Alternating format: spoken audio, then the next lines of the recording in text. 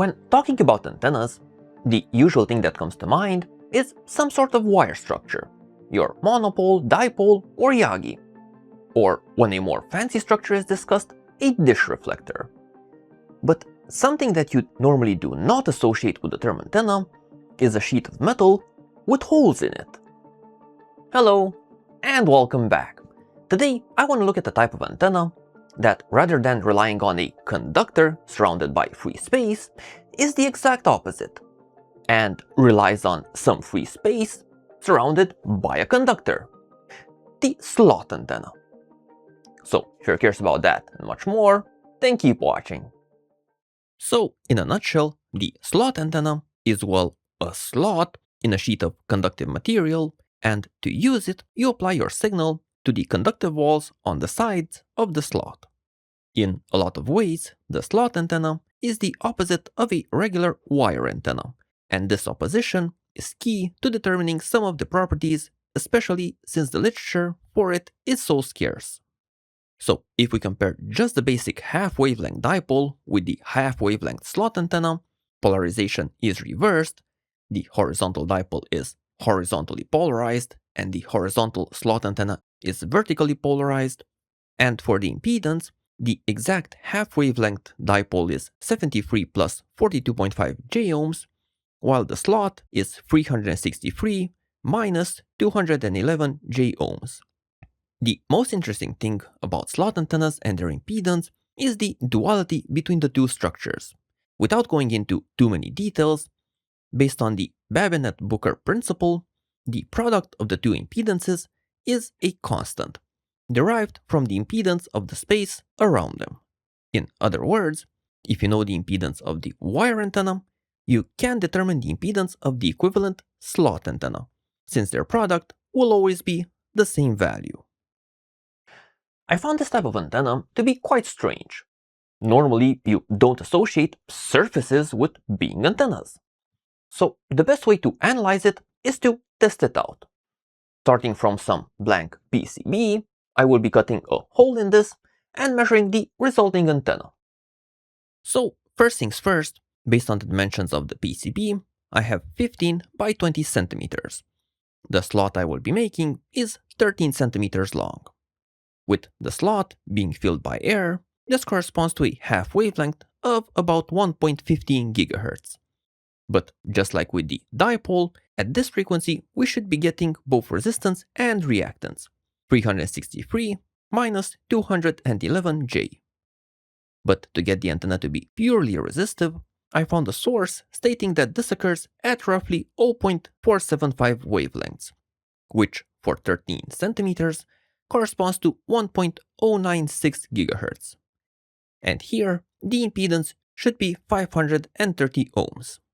Now, it is true that this math holds for an infinite plane, and well, my antenna plane isn't infinite, and the exact length, like with the regular dipole, is width dependent.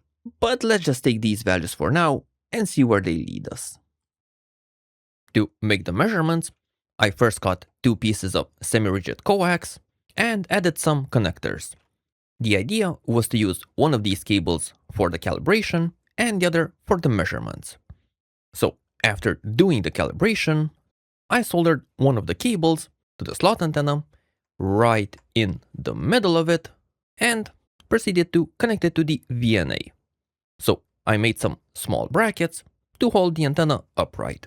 Also, for the actual pictures, I used this light box, but for the recorded measurements, the antenna was left on the table to not get influenced by any conductive materials surrounding it.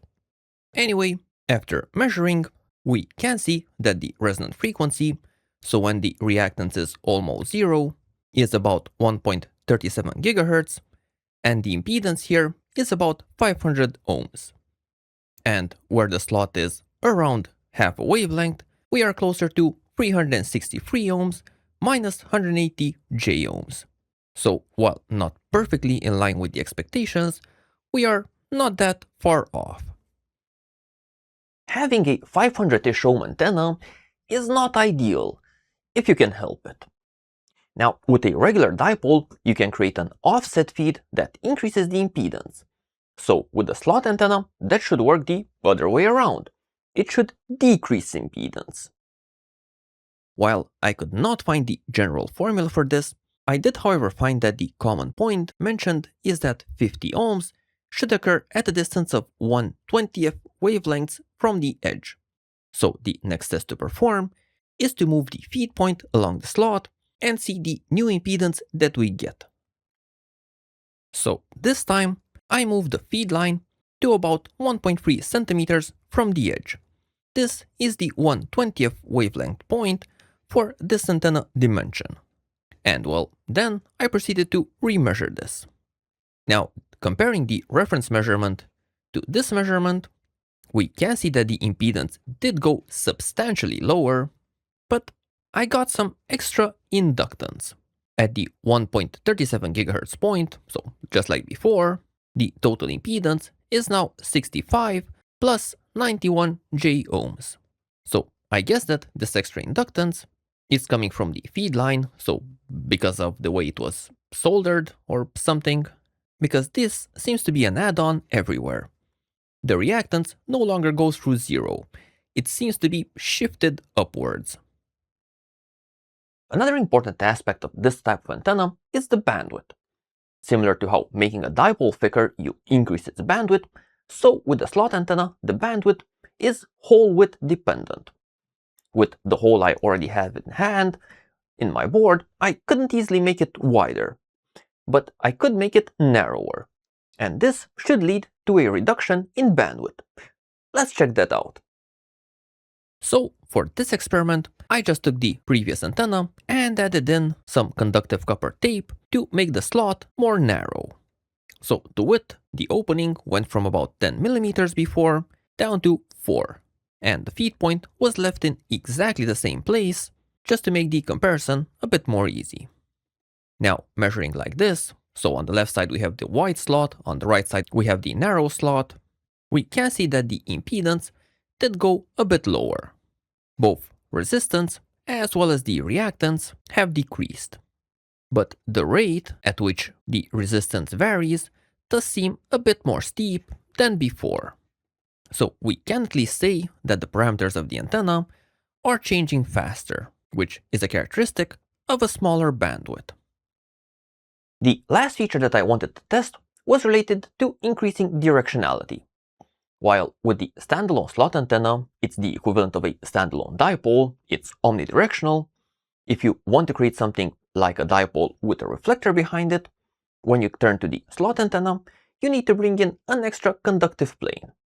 The usual implementation here being a complete box, or cavity. The fully constructed thing being called a cavity-backed slot antenna. Now, while I did find conflicting recommendations on how large the cavity should be, anything from width and length exactly the same as the slot to larger, the one thing that was always constant was that the depth needs to be a quarter wavelength. This is needed to get the 180 degrees of phase shift in the wave bouncing off the cavity rear side. Regarding the impedance, again, an opposite effect to what a normal wire antenna presents occurs. So rather than the impedance decreasing, here we expect it to increase. And namely, it should double. So for this last experiment, I left the slot antenna with the narrow slot as is from the last experiment, and simply added in this extra plate, 6.7 centimeters behind the first one. So this 6.7 being roughly a half wavelength, when the 13 centimeter slot is 0.475 wavelengths long. So with this setup, the impedance at 1.037 GHz did go lower, but the specific hump, which was already clear in the previous measurement, did become far more pronounced. So the hump is appearing at 1.148 GHz. And if we consider that the reactance is also shifted because of the setup, this is how the zero crossing should look like. So I guess that the actual resonance point of the narrow slot antenna has shifted when its width was reduced. I personally found slot antennas particularly interesting, not just because of their inverted properties compared to a regular wire antenna, but because of the possibilities you get when the antenna is part of a surface.